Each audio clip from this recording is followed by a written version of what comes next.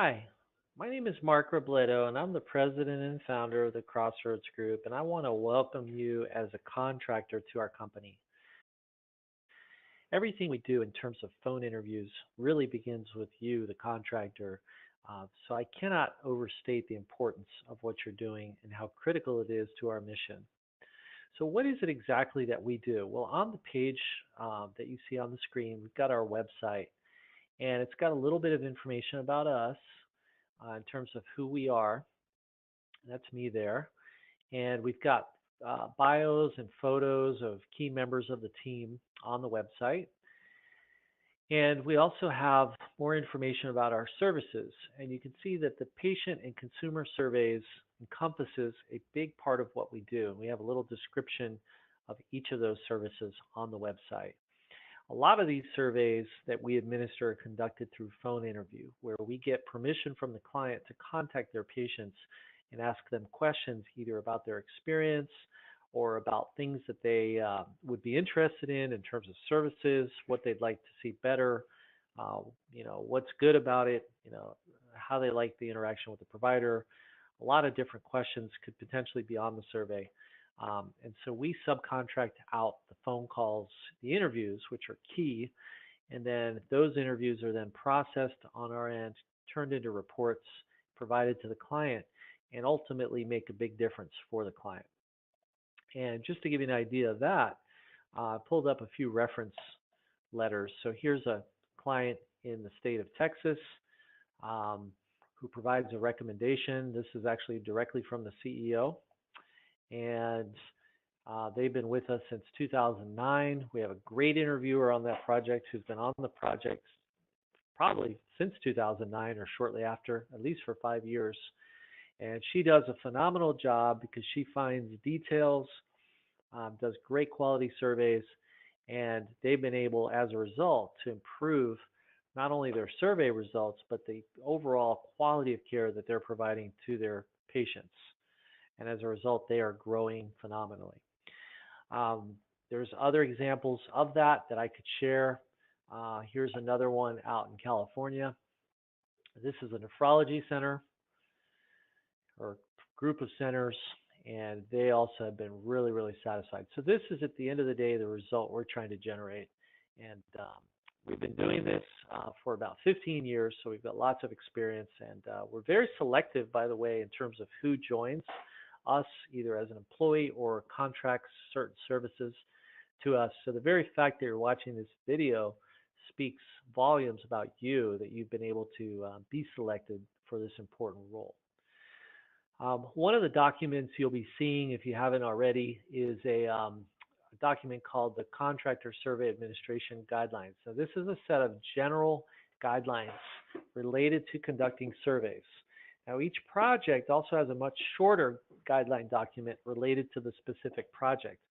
But this is essentially the training document that you'll reference at the beginning to make sure that you're equipped to conduct these interviews. You may have experience doing this, or you might have some related experience doing call center work and things of that nature.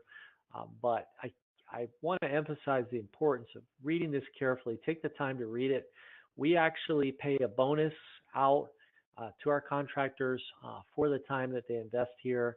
If they pass the quiz and they also pass the initial quality reviews and keep the project on schedule during their first month, they will get a $100 bonus as a thank you for investing the time to review this.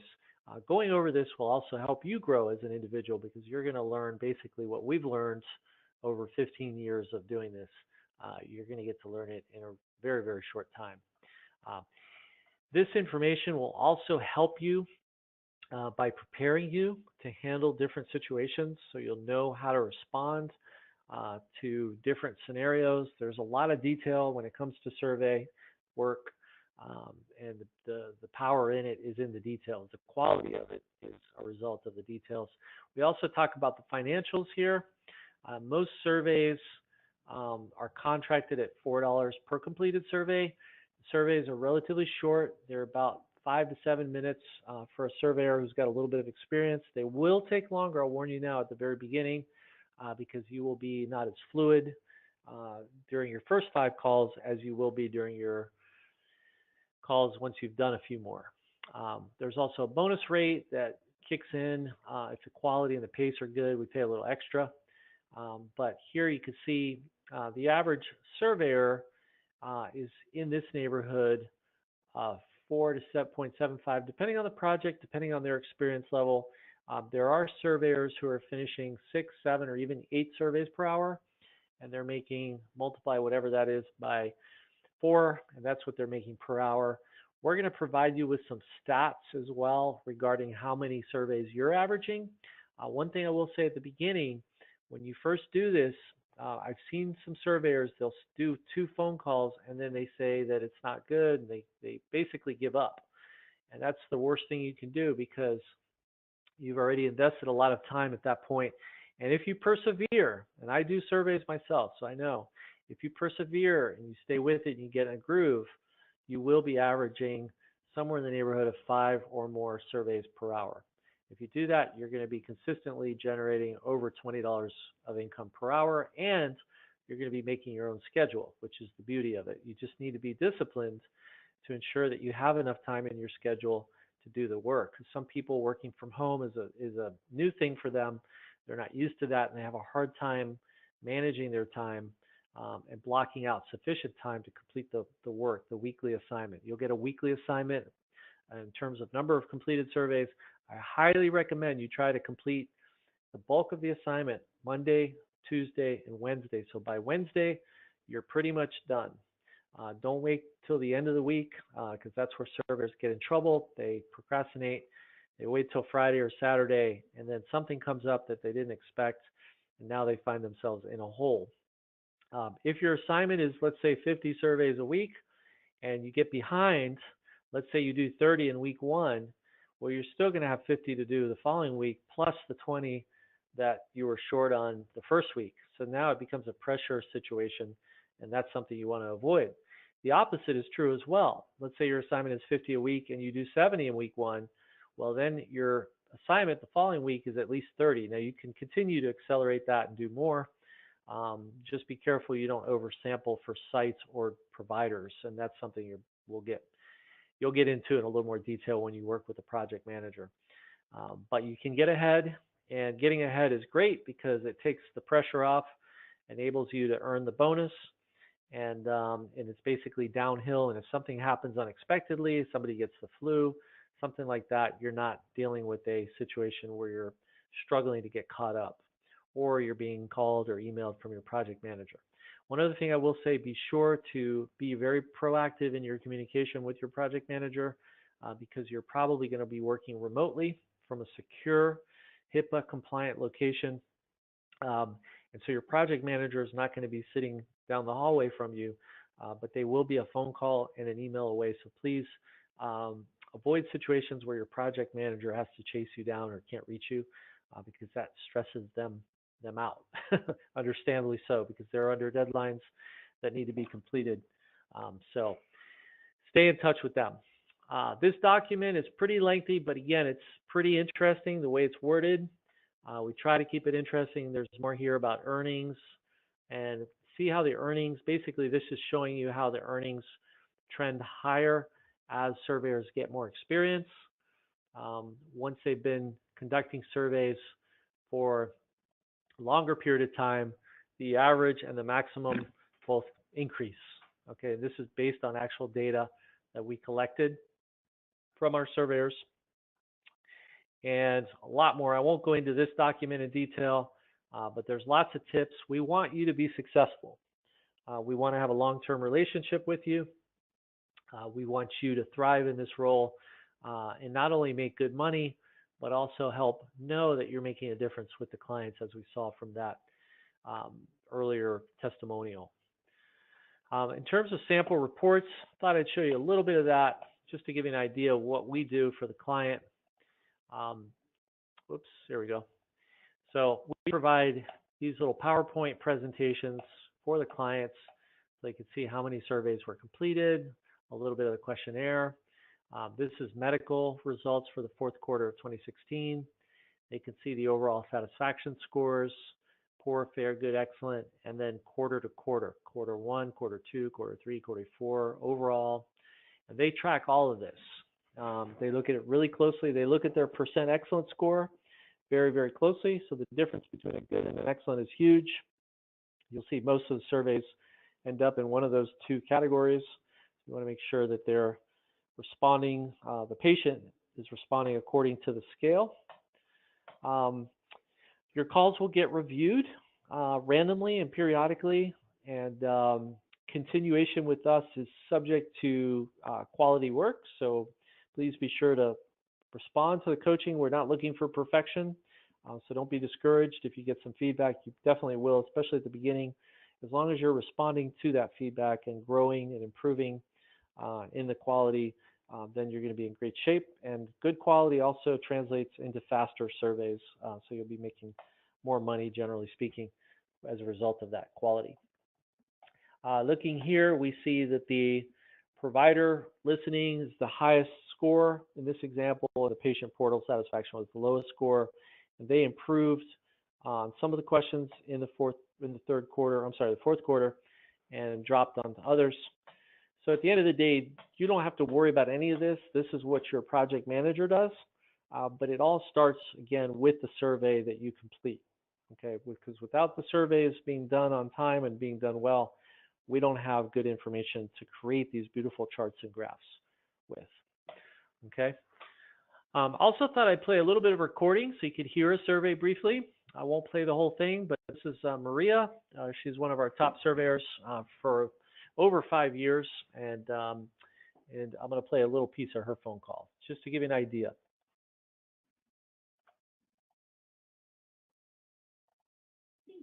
The reason I'm calling is because the center would like to know more about that experience in order to improve future care. The call will only take a few minutes and may be recorded for quality assurance. Are you ready to begin? Yeah. Thank you. Overall, how would you rate that experience? Poor, fair, good, or excellent? Excellent. Thank you. And was your visit urgent, or was this for a checkup or routine care? A checkup. Did you have an appointment or walk in without an appointment? It was an appointment. Did you set the appointment by phone or in person? In person? How many days passed from when you asked for the appointment until the actual appointment date? A few weeks. And how would you rate your satisfaction with waiting a few weeks for the appointment? Poor, fair, good, or excellent? Good. To your knowledge, do you have a medical provider? Yeah. Were you able to see your assigned provider during the visit? Yeah. In the past 3 months, have you phoned the center with a medical question during regular? So that gives you a little bit of an idea. This is the questionnaire, a sample questionnaire, I should say, on the screen. Now you'll get this questionnaire in a format that's a lot more user-friendly, and that format is called Key Collect.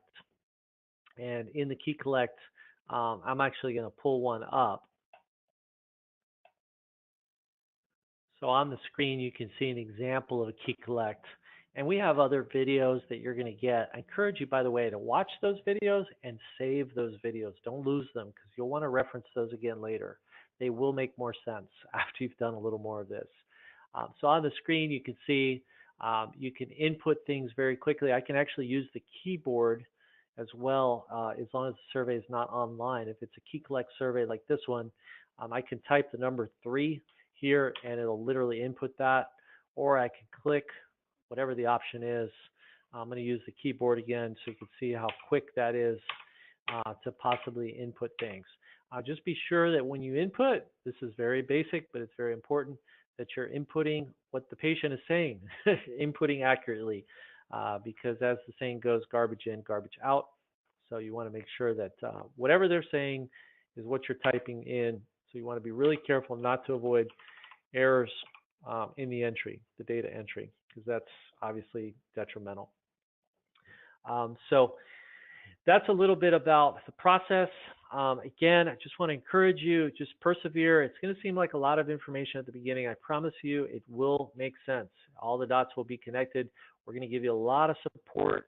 Pay attention to the training materials. It's a good investment of your time. We're also going to pay you extra for that time once you've been successful in terms of being able to complete the initial 100 surveys with good quality. If you need equipment, you might want to get a second monitor and plug it into your laptop or your computer. Make sure that your computer and your PC is secure, that you've got good antivirus, anti-malware, and a secure connection. Some of the anti-malware software have the secure connection feature that you can actually use to ensure. I use Kaspersky, and I use something that ensures that the connection is secure. Okay, so you want to make sure you have a very, very secure connection. I do it right here. This is how I make sure that I have a secure connection. And that will avoid problems later because there are, as you know in the news, there's a lot of hackers out there, and the last thing anyone would want is a data breach, because that will result in federal auditors auditing not only us, but auditing you. So you don't want that. There's also a HIPAA document that you'll sign, contracts on the front end. Be sure to read those carefully.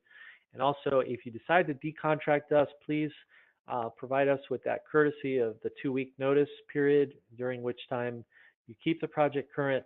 That ensures that we're able to find a replacement for your project in a timely manner without jeopardizing the timeliness of the reporting. Very, very important. Finally, I just want to share a little bit.